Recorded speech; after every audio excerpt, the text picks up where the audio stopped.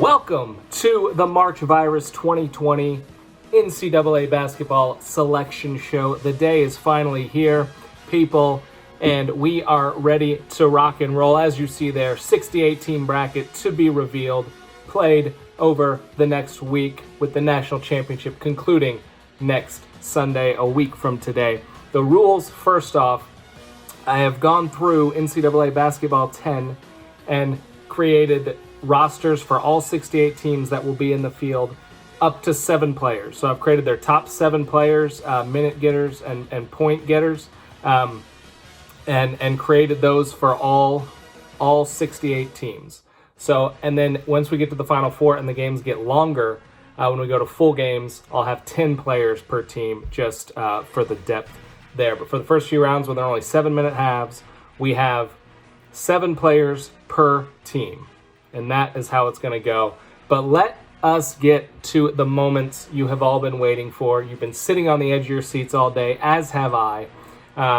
Really, since last April, we've been sitting here. And let's start in the Midwest with the overall number 1 seed playing the first game Thursday right at noon. And that is the Kansas Jayhawks, led by Bill Self and sporting studs like Udoka Azubuike and Devon Dotson. Kansas is the number 1 overall seed. Next, they will be facing off against the winner of the first 4 game between the Robert Morris Colonials out of the Northeast Conference and the Prairie View A&M Panthers from the SWAC.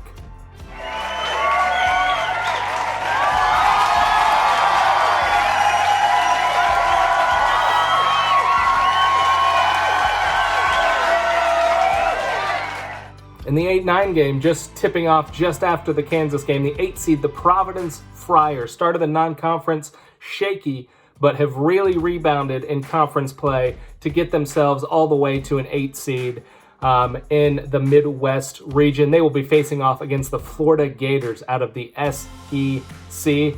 This was kind of the opposite of Providence. They were projected to be very, very good and really struggled throughout the season, and now find themselves as a 9 seed playing against the Providence Friars in the Midwest region. We move down. The number 5 seed in the Midwest is the Ohio State Buckeyes.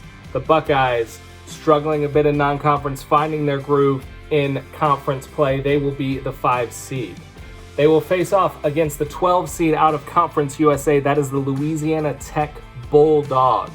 The Bulldogs gaining the 12 seed after a solid year, regular season champs in Conference USA. The 4 seed in the Midwest, the Oregon Ducks, the regular season champs in the Pac-12. Peyton Pritchard, one of the best players in the nation, led obviously by Dana Altman at the helm.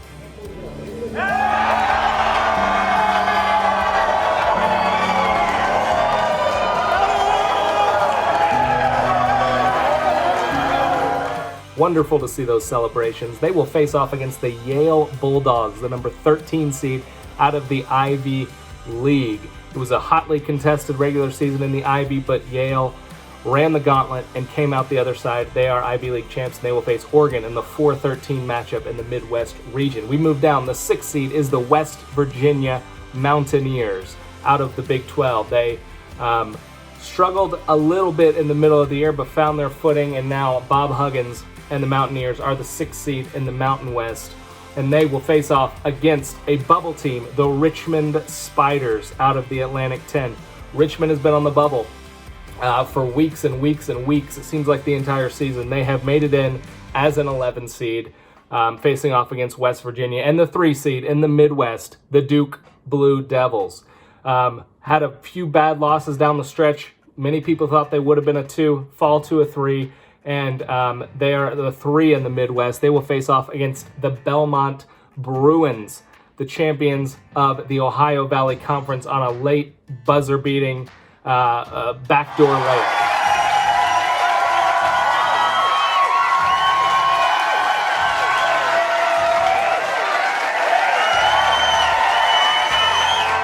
Yeah, they took out Murray State in the OVC final by 1. The 7th seed in the Midwest, the Iowa Hawkeyes out of the Big Ten. Solid year, Player of the Year candidate in Luka Garza. And of course, led as always by the fiery Fran McCaffrey, is their head coach. They will face off against the 10 seed, the champions of the Mountain West Conference Tournament, the Utah State Aggies, led by potential All-American Sam Merrill.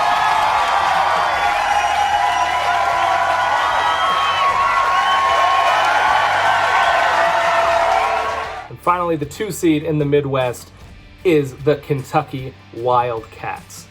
Solid year yet again for the Kentucky Wildcats with John Calipari, Manuel Quickley. Very solid team. Champions of the SEC, they get the 2 seed, and they will face off against the Texas State Bobcats out of the Sun Belt Conference. Danny Casper, moving over from SFA, finally gets his Texas State Bobcats into the dance in 2020. They face off against the Kentucky Wildcats. As we take a look at this region and break it down, I think it's fair to say this is the blue blood region of this year's tournament. There's no North Carolina, so there's only a few blue bloods left. You got Kansas, you got Kentucky, you got Duke, all in this region. And that's not even to mention, you've got Ohio State. Many people thought they could have been a 4. Turns out they're a 5. And they're in the most stacked region. You have Oregon, who was many people's preseason pick to make a Final Four run. Very good. You have Peyton Pritchard on that team. So this is an absolutely stacked region. But let's move on now to the to the East region rather, at the bottom, and we go with the Dayton Flyers, the number 1 seed in the East region. Dayton Flyers, after a stellar year led by Obi Toppin, coming in as the number 1 seed in the East. They will face off against the Siena Saints out of the Metro Atlantic Athletic Conference. The Siena Saints, Jalen Pickett, will see if they can pull a shocker against the Dayton Flyers. The 8 seed, the Rutgers Scarlet Knights. It's been a while since they've been dancing, but they have made it after a just incredible home record this year. Just the 1 loss against Michigan, but other than that, undefeated at home and a stellar year. And they'll face off against the LSU Tigers out of the SEC. Will Wade gets his team back to the dance despite losing Naz Reid and some other guys whose names, Tremont Waters. LSU is the 9 seed. Moving on, the 5 seed in the East, the Auburn Tigers, also out of the SEC, led by Bruce Pearl. Final Four team last year, followed it up with another good campaign, and we'll see how far they can get this year. They'll be facing off against the winner of another first 4 game. It's Stanford and it's Northern Iowa. Northern Iowa gets in, Stanford gets in just under the cut line. Should be a fantastic game there in Dayton between the Cardinal and the Panthers. Next, we have Louisville as the 4 seed. Really disappointing tournament for them last year. Went out first round to Minnesota after many people thought they could have made a run as a 7 seed, but they had a solid year this year led by Jordan Nwora, and they are the 4. They'll face off against the Vermont Catamounts, who are the 13 seed this year. This should be a terrific game in the East region. And as we move down now, we will look at the 6 seed. These games tip off Thursday at 5 p.m. Eastern time. We have the Penn State Nittany Lions out of the Big Ten, led by Lamar Stevens, their all-time leading scorer. Terrific year for Penn State and Pat Chambers, and they will face off against the Wichita State Shockers, another bubble team. The bubble is getting smaller and smaller as we go through here. Wichita State gets the 11. Greg Marshall gets his team into the tournament yet again after a year off last year. The 3 seed in the East, the Villanova Wildcats, led by Jay Wright, who has just been outstanding since taking the helm at Villanova.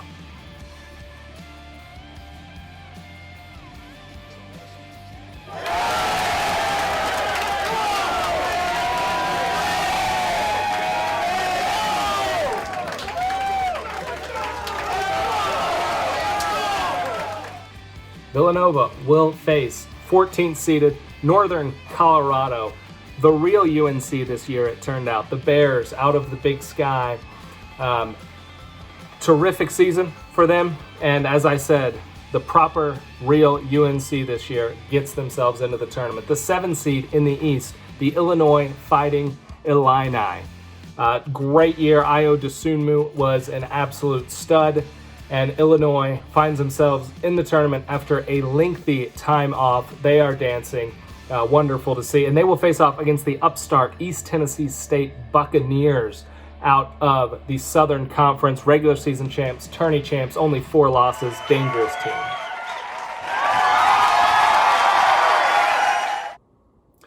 And the 2 seed in the East region is the San Diego State Aztecs. They were, according to the committee, the number 5 team to get in the rankings to get a 1 seed. They just missed it, so they are the 2 seed in the East region, and they'll face off against the Northern Kentucky Norse out of the Horizon League.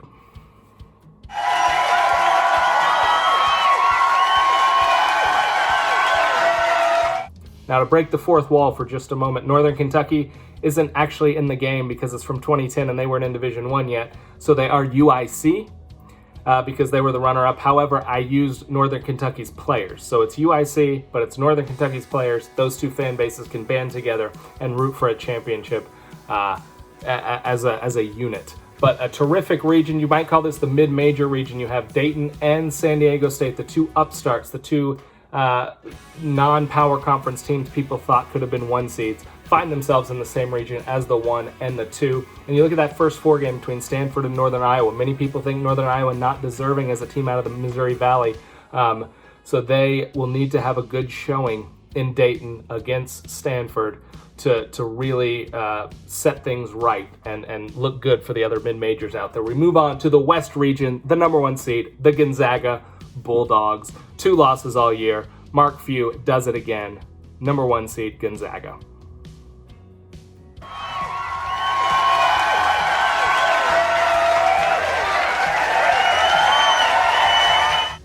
And they will face off in the third of our first 4 in Dayton between the Boston University Terriers out of the Patriot League and the Norfolk State Spartans, who are the champions of the MEAC Conference.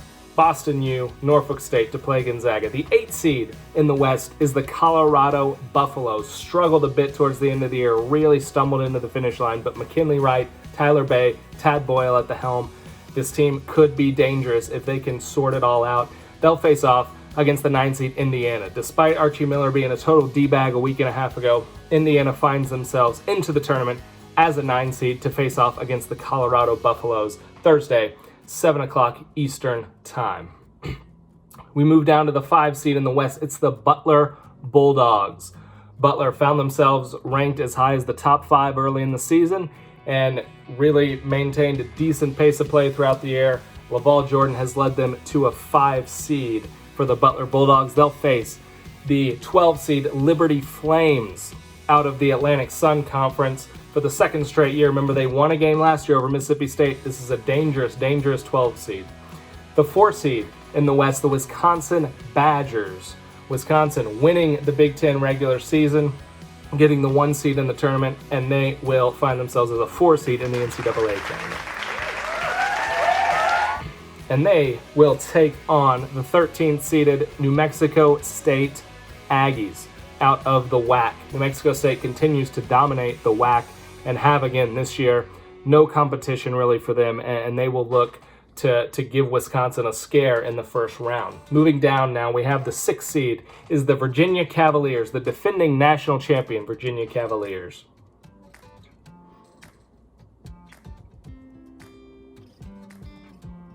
Is Virginia.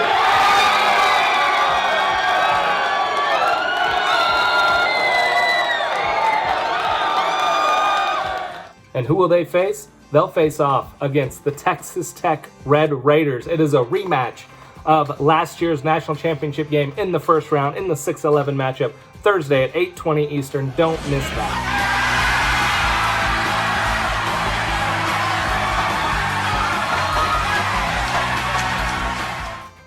The 3 seed in the West is the Maryland Terrapins. Mark Turgeon is at his best year yet with Maryland, led by Anthony Cowan Jr., and they find themselves as a 3 seed and a dangerous 3 seed at that in the West. And they will face off against the 14th seeded North Dakota State Bison, proving they're not just a football school. They can do it in basketball, getting to the tourney for the 2nd straight year, looking to give 3rd seeded Maryland all they can handle in this one. Should be a terrific matchup on Thursday night. We move down to the 7th seed in the West. That's the Arizona Wildcats, led by Sean Miller. So much turmoil last year, but they find themselves in the dance again, kind of struggling down the stretch.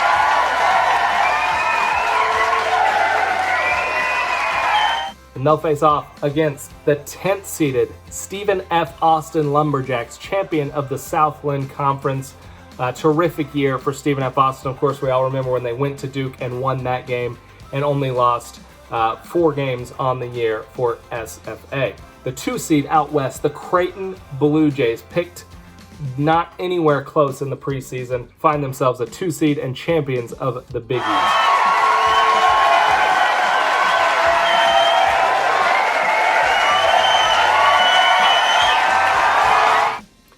The 15 seed facing off against Creighton. It's an old Missouri Valley matchup between Bradley and Creighton. This was a former Missouri Valley matchup, and we're going to get to see it again. Some bad blood, some rivalry.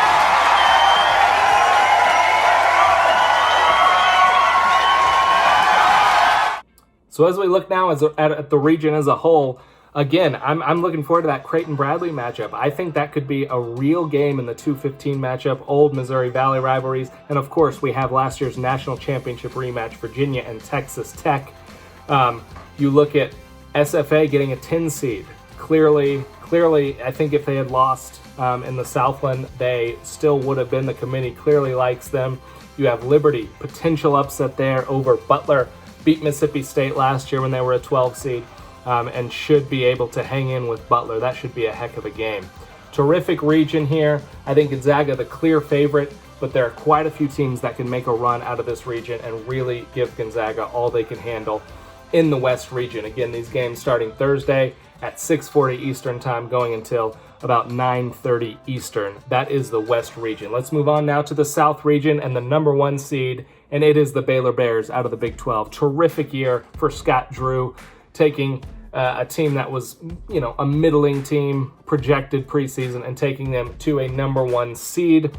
This game tips off Thursday at 10 o'clock Eastern time, and they will face off against the 3-point shooting Winthrop Eagles. This team can shoot the ball, and they're going to need to make some if they're going to hang in with Baylor in this 1-16 matchup on Thursday. The 8th seed, the St. Mary's Gales out of the West Coast Conference, get in as the 8th seed in the South region.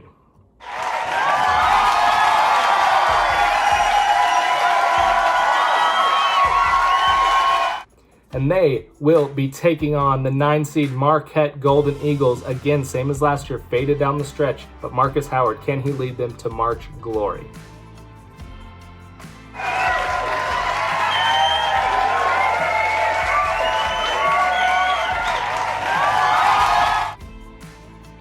Now we move on to the 5-12 matchup in the South, the 5 seed, the BYU Cougars out of the West Coast Conference. Terrific year for TJ Haws and this Cougar team.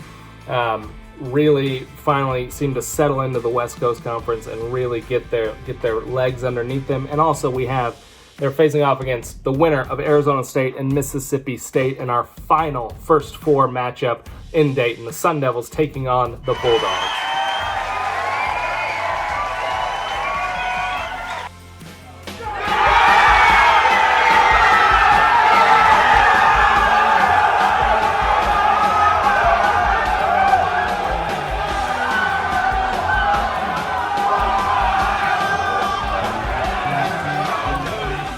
Terrific scenes there in Tempe. The 4 seed, the Michigan State Spartans, the preseason unanimous almost number 1 team in the country, finds themselves as a 4 seed, but a dangerous 4 seed at that. They will be taking on the 13th seeded Akron Zips, champions of the MAC. The Zips, a very talented team, very, very talented, could give Michigan State all they can handle in this first round matchup, but I think most people will like Michigan State to win this game and potentially come out of this region as the 4 seed. The 6th seed is the Michigan Wolverines, the first year for Juwan Howard. They won the battle for Atlantis early on in November and find themselves now a 6th seed.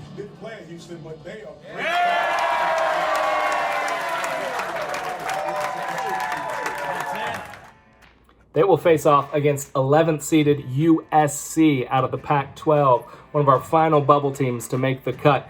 SC gets in. They'll face off against Michigan Thursday, 11:40 Eastern Time. And the 3 seed in the South region, the Seton Hall Pirates. Miles Powell, the senior, do it all for them. Kevin Willard, another fantastic year with Seton Hall. He has them a mainstay now in the NCAA tournament. Miles Powell might be able to lead them to the Final Four. They face off against the Hofstra Pride, their first tournament appearance since 2001. Hofstra getting in as champions of the Colonial Athletic Association.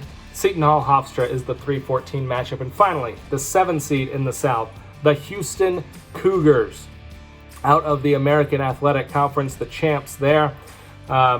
Terrific year last year, making the Sweet 16, giving Kentucky a run. They're the 7 seed, and they'll face off against the 10th seeded Oklahoma Sooners out of the Big 12, coming in as an at-large this year. Another solid season for Lon Kruger.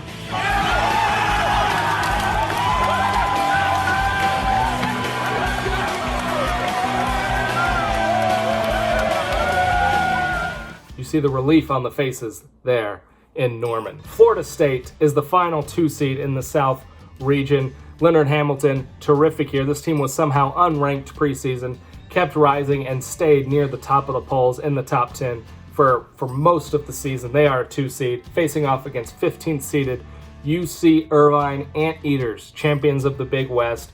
That game will be on Thursday at 12:55 a.m. Eastern Time. The late game there, Florida State, UC Irvine in the 2:15 matchup. This is another very solid region. You look at Baylor, Florida State, Michigan State, Seton Hall. These are all teams that can make a Final Four run. I think you look at this region, and it's the most wide open. I think there's 6 or 7 teams here that can make a run to the Final Four, including Michigan, including Seton Hall, including Florida State, including St. Mary's if Jordan Ford gets hot. And obviously Michigan State, BYU, both those teams extremely capable. And Michigan State seems to be hitting their stride right at the right time with Cassius Winston and Tom Izzo. So I think this is the most wide open region we have. It should be a lot of fun. As we take a look at the bracket as a whole, let's just talk my picks here to get to this Final Four.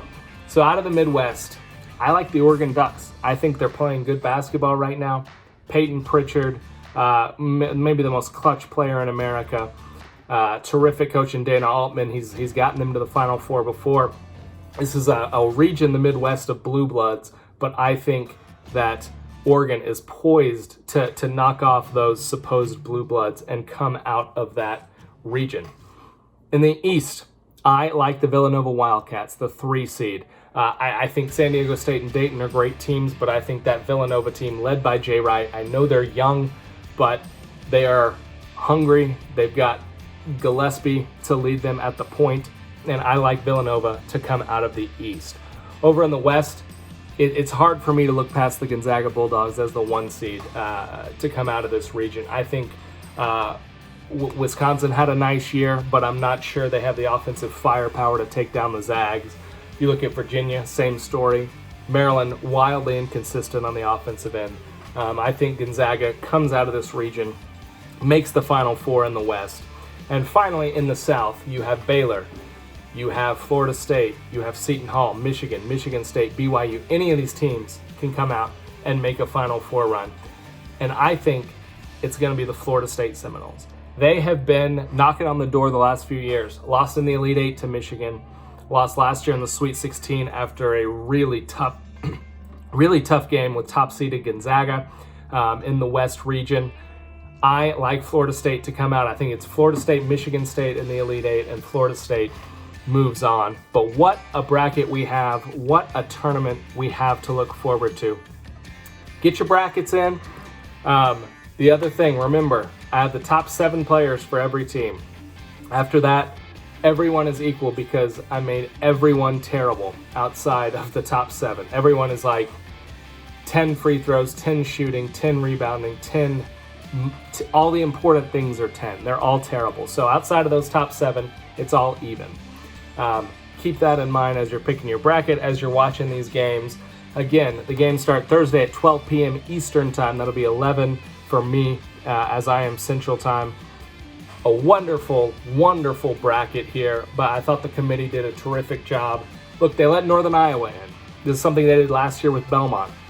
They let that mid-major who had a terrific year, but unfortunately lost in their conference tournament. They let them in the first four. See what you can do. Prove yourself. Belmont did it last year with that first four win and taking Maryland to the wire. And I think Northern Iowa has a real chance to do that this year. Look at the other first four game. Arizona State, Mississippi State should be a lot of fun, should be up and down, should be a physical game. But I just think we have a terrific bracket. I think the 1 seeds are correct. I think the 2 seeds are correct. And the 3 line is solid as well. So I think we're looking forward to a fantastic March Virus 2020. And we will see you on the road to the Final Flu.